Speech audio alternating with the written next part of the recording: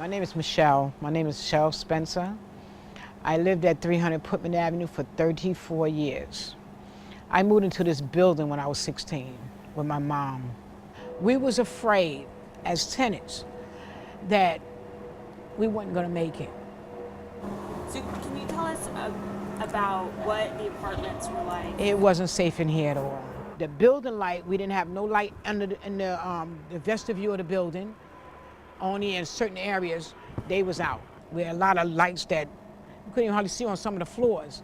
You had to seal your windows to try to keep the air, the coldness out. People would gang it up in their own living rooms to try to stay warm.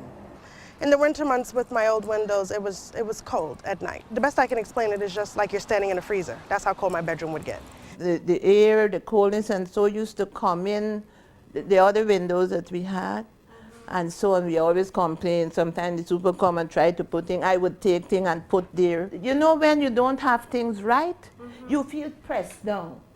It's like everything around you not what you want. The tenants would complain about being cold in their rooms, and especially the elderly tenants. When the tenants would come down and say, Essie, it is so cold upstairs, I would tell them something like, you know how when you're going outside, you have to put on maybe sweats with socks and sweaters and things like that to keep yourself warm, because at times it was a little drafty in their room.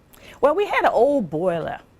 That boiler was, you know, near the end of its life. As a result, when they would turn the boiler on to produce more heat, our cost effectiveness was going out the window. For many years, we were having steam pipe breaks in our heating system, and our boiler and hot water systems were not running particularly well, and we had a number of emergencies, and the equipment was quite antiquated. Normally the boilers make hot water. So whenever a tenant takes a bath or uses it for, let's say, washing dishes, the boiler will always have to click on to make hot water. With that one boiler, it would take about an hour and a half before everybody had heat. And then that one boiler would have to stay on just to maintain the heat. If a tenant made a complaint, the building department was here on a regular basis with not enough hot water, too much heat. A big mistake could be made where you could send up too much hot water where somebody can get scalded.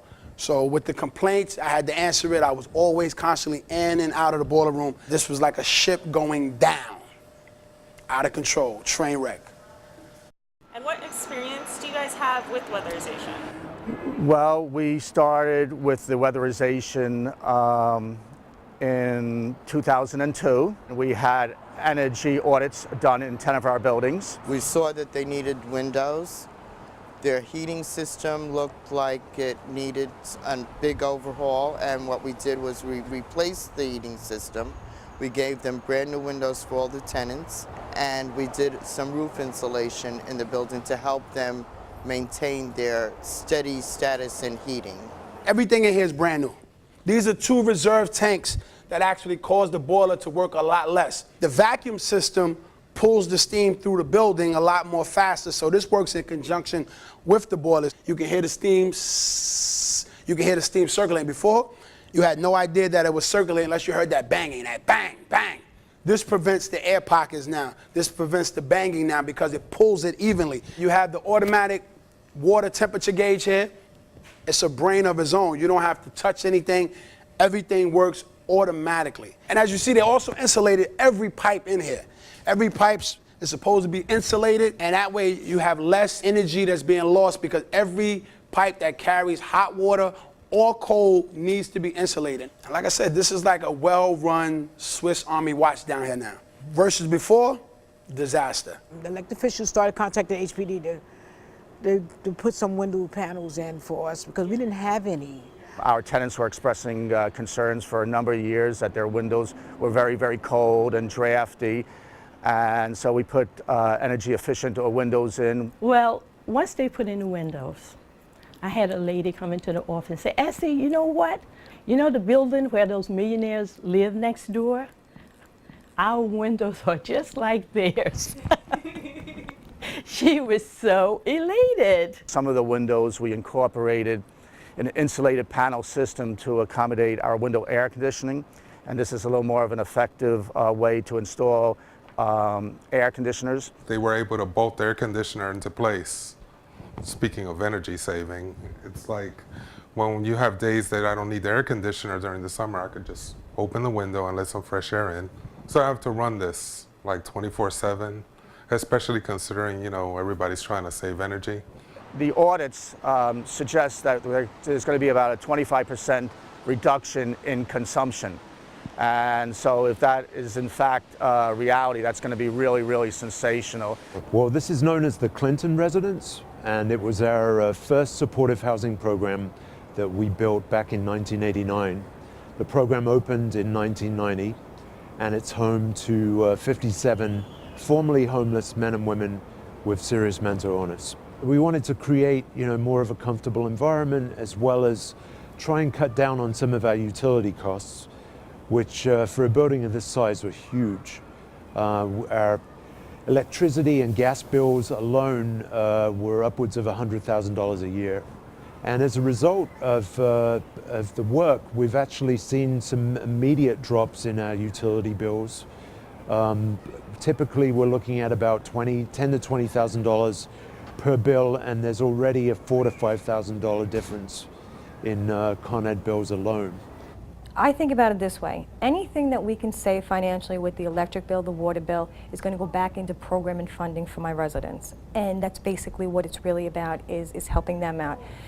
I don't want to work here to pay a light bill. I want to work here to educate them, you know, to help them move on in society, to live life on life's terms, because if we put everything we have into running this building, we're not going to be able to staff it.